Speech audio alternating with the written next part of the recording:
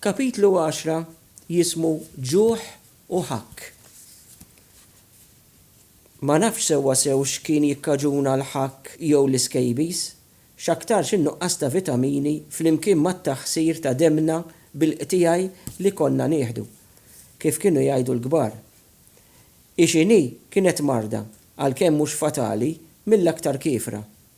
Kienet tibda bħala regola billi jidru bħal ponod bla ras bejn is-swaba tal-idejn u malli jidru jaqbdek ikel kbir. Aktar ma tħokk, aktar jiklok. Flok ponod żgħar kien hemm min ħarġulu msiemer kbar fil-partijiet kollha tal-ġisem. Hekk pereżempju kien hemm min dawn l-imsiemer ħarġulu wara biex la seta' joqgħod bil-qiegħda u lanqas jimtet wiċċu l-fuq. Niftakar kienu jtuna likwidu vjola u jħeġġuna biex ninħasslu bih kemm nistgħu.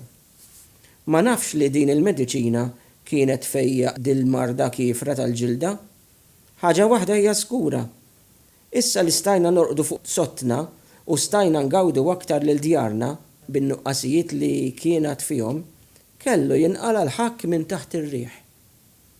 Tista' tgħid li tfal kollha mingħajr eċċezzjoni qabdithom dil-marda. U għalhekk ma kontx tilmaħ li f'tfal subin u bniet miksijin ġrieħi ta' xi wħud tar minn ta' oħrajn.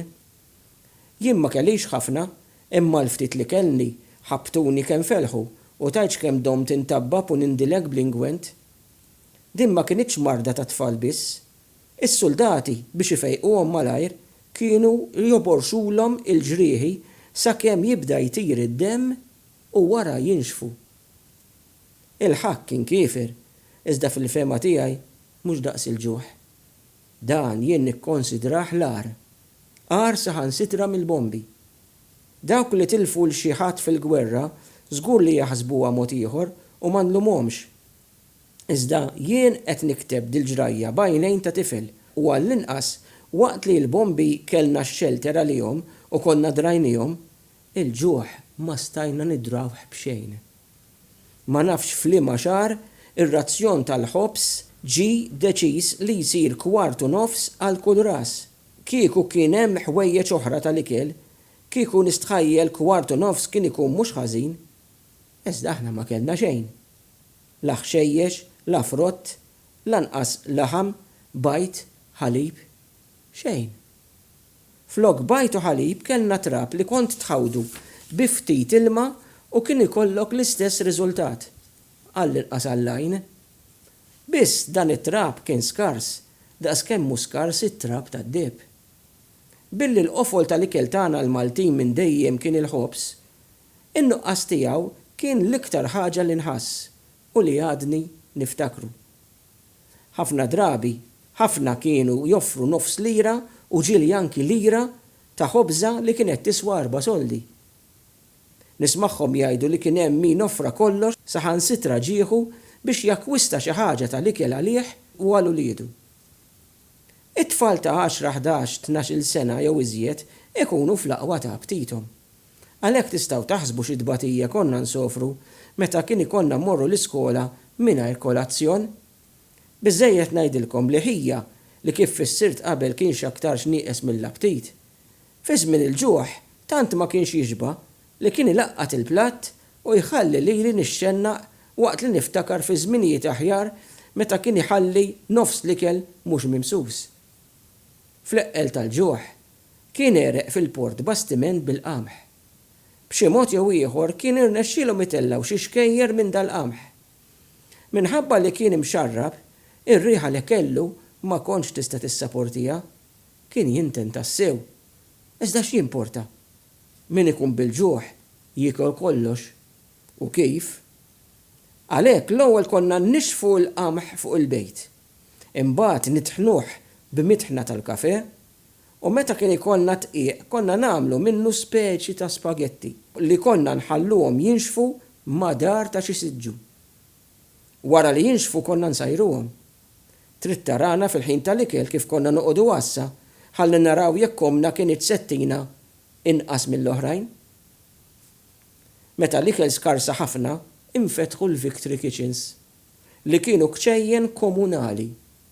Kull familja ġiet mogħtija ktieb bil-kupuni skont kemm ikun hemm membri. Mbagħad għal nofsinhar arana kulħadd sejjer bil-borma u l-platt fidu biex iġib il-porzjon li kien imissu. Minix kapaċi ngħid jekk li kell kienx tajjeb jew ħażin, naf li kull ma kienu jtuna konna nlef il-fuħ. Minn barra darba. Kienu tawna fwiet aħdar. Issa biċċa fwiet dak iż-żmien kienet lussu.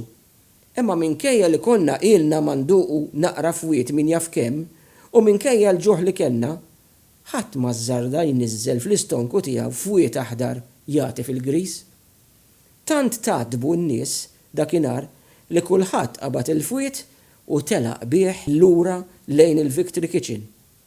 Kif waslu, qabdu l-fwiet u bdew wadbuh lis-supristant u l-dawk in-nisa lebsin abjad li kienu jaħdmu fil-kċina iqasmu l-ikel. Naħseb jien li kienet l-uniku darba li l-Maltin irvellaw fi żmien il-gwerra. Kif wieħed jista' jobsor, il-menù tal-Victory Kitchen kien limitat għall-aħħar. Minestra, fażola, aringhi, sardin, brodu, insomma, offa tiela u offa nieżla. Is-sense of humor tal-Malti ma naqas lanqas f'dawn iż-żminijiet koroħ. Bħalma ħarġu fuq is-soldati u fuq il-lieva, fuq Hitler, Mussolini u Churchill, ma naqsux li joħorġu tqabbil fuq dawn il-kċejjen tar-rebħa. Hekk konna nagħmlu waqt li nittewbu bil-ġuħ u d-debbulizza. Minestra waġin, fażola u sardin tal-Victory Kitchen. Tawna l-istrina fażola u sardina tal-Victory Kitchen. Bli marfa fidejhom bil-Q-Tex f'difrejhom tal-Victory Kitchen. Saqajhom ħoxnin għax jiklu laġin tal-Victory Kitchen. Kif ngħidu bil-Malti, aħjar titħaq milli tikkripa. Ħudu l-kelma tiegħi li ħadd ma kien jitħaq f'dawk iż-żminijiet, l-oppost. Darba qomt bġuħ aktar mis-soltu u bdejt nibki u ma rridx immur l-iskola.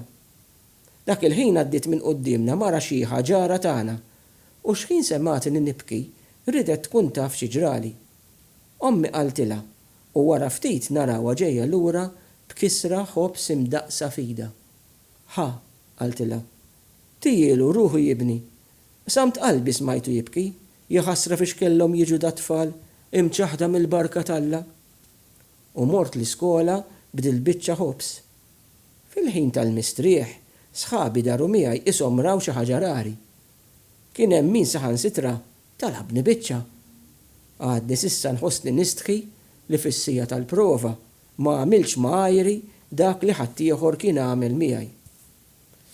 Dan ma kienx xi inċident iżolat, il-ġuħ kien jorqotu jqum magħna.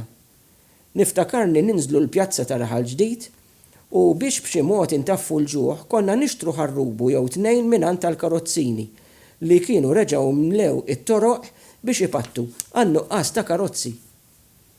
Bl-istess prezz, solt, konna nixtru żewġ fuliet inkaljati meta konna nilħqulu. Kif wieħed jistenna, il-ġuħ ġib miegħu s-serq u din kienet ħaġa li l-awtoritajiet ma setgħux iħallu għaddejja. Biex żgur iżommu kontroll, bdew jingħataw sentenzi ħoroġ lil min kien inqabad jisraq imqar l-Andalaħam. Għaddi niftakar missieri l-għaxqa tiegħu kienet meta kien jirnexxielu jiddobba xi ħaġa żgħira ta' ikel minn fuq xi bastiment tal-gwerra, xi pakket gallettini, xi biċċa ċikkulata li konna nsejna x'toma kellhom. Darba fost l-oħrajn, missieri ġie mix-xogħol u mill-ħarsa ta' għajnejh u l-lewn ta' wiċċu indunajna li kienet ġrat xi ħaġa mhux tas-soltu. Wara sirna nafu li l-lanċa tal-irmonk li fuqha kien jaħdem kienet ittrakkat ma' xi vapur bil-lejl u sħab missieri li kollha kienu rġiel sewwa tal-familja kienu ddubbaw xi ċikkulata. Dak il-ħin għaddew minn ħdejhom il-gwardjani u telgħu ifittxulhom kif kienu soltu jagħmlu u sabu ċikkulata li sħab missieri kienu ddubbaw. Fuq daqshekk għaddew ġuri u kienu weħlu sentej ħabs kull wieħed. Nies rispettabbli, nies tal-familja, nies li kienu ssugraw ħajjidhom biex jaqdu dmirhom sabu ruhom bla xogħol mingħajr drittijiet u bla ġieħ. għax kienu ddobbaw ftit ħelu għal uliedhom u żammew ħandhom. Forsi tajdu il-liġi liġi u min jiksira għandu jibati. Iżda kull min għadda minn dawk iż-żminijiet naħseb jirraġuna mod ieħor. Naf li kienu għamlu pieni ħorox biex jaqtaw qalb dawk li kienu ttantati biex jisirqu biex itaffu l-ġuħ tagħhom u ta' uliedhom, jew biex ibijaw dak li jkunu serqu. Iżda l-pieni kienu għal kollox sproporzjonati mal-ħtija. Tħares lejn dawn il-ħwejjeġ illum tħoss demmek ibaqbaq kontra l-inġustizzja li kienet iċċaħħat raġel minn jeddijietu u tixħet lill-familja tiegħu min jaf fliema baħar tamrar għax ikun seraq landa laħam tiswa ftit soldi. Iżda nistqar li dawk ma kienu żminijiet normali u l-ġid komuni kien jitlob hekk.